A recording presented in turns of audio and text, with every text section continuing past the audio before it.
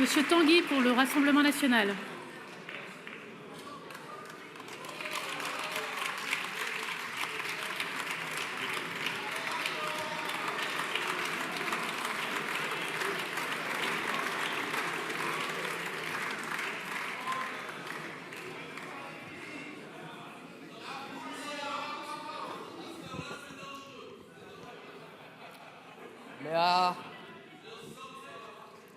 Mais je sais que vous avez une passion coupable pour moi maintenant, qui va vous poursuivre pendant 5 ans. Mais en tout cas, vous n'avez pas poursuivi de vos efforts la conquête de maigres mais réels petits gains de pouvoir d'achat, car nous sommes là, en tant que représentants personnellement des Hauts-de-France, dans la grande tradition de ceux qui se battent pour que les Français aient un peu plus d'argent à la fin du mois, même si ce n'est pas tout l'argent que nous voulons. Nous sommes réunis ici grâce à l'engagement de Marine Le Pen, qui, la première ici, dans le paysage politique, a été la première à lever la question du pouvoir d'achat.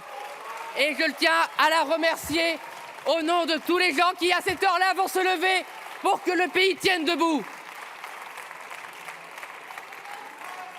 Alors, silence. Alors, oh, ce cri du cœur, j'avoue, Monsieur Tanguy, s'il vous plaît. Qui a inspiré, je pense, beaucoup de gens parmi nous. Chers je vous en prie, collègues de gauche. Monsieur Tanguy, s'il vous plaît. Silence pour la France.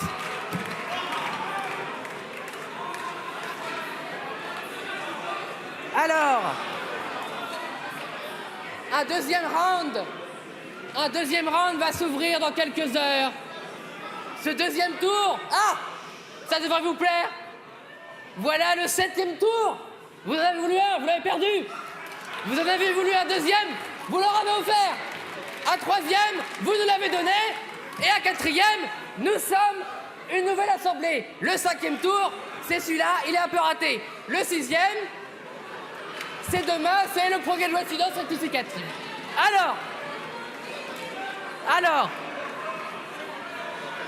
faut un peu rigoler. Ah bah attendez, un peu de légèreté, un peu de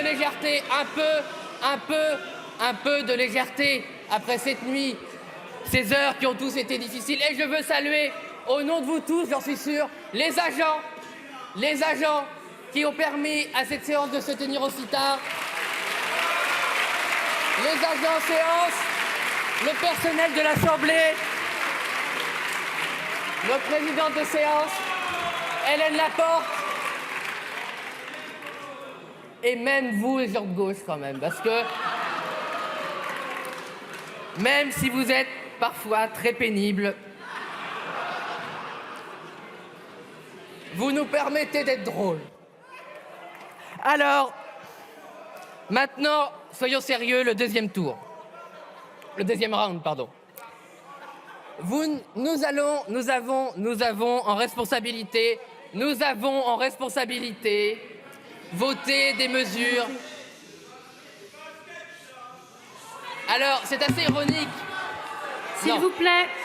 Je ne dirai pas plus. La parole est à Monsieur Tanguy à lui seul, s'il vous plaît. Nous écoutons Monsieur Tanguy. Moins de 2 minutes. Dans cette discussion, a été un sketch et qui a été constructif. Je pense, chers collègues de la majorité présidentielle, chers collègues de LR, chers collègues de Lyot, que nous avons été, nous, constructifs et que nous avons essayé d'apporter notre petite pierre, même si vous n'avez pas saisi la main que nous avons tendue pour améliorer le texte.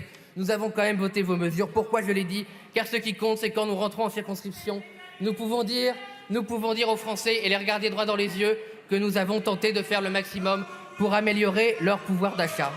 Maintenant, vous avez refusé des amendements qui auraient pu être utiles. Je pense à la diminution par 2 des abonnements téléphoniques dans les zones blanches qui paient pour les autres. Je pense à la limite des frais bancaires qui sont une spoliation.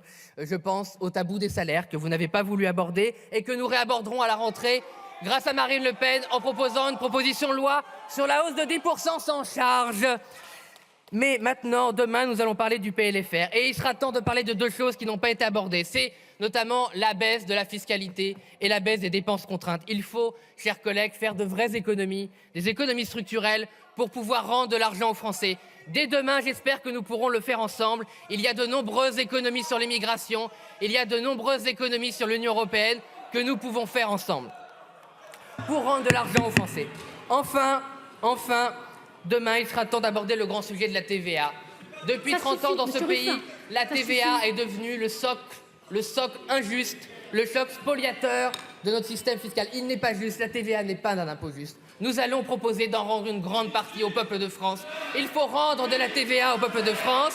Et vous ne savez toujours pas compter. Et je vous souhaite une bonne soirée. Merci. Merci d'avoir regardé ce contenu jusqu'au bout. Pour faire vivre la chaîne et partager votre avis, vous pouvez liker ou commenter la vidéo. N'oubliez pas d'activer la cloche pour ne rien rater des prochaines actualités et infos politiques. À très bientôt sur IFP.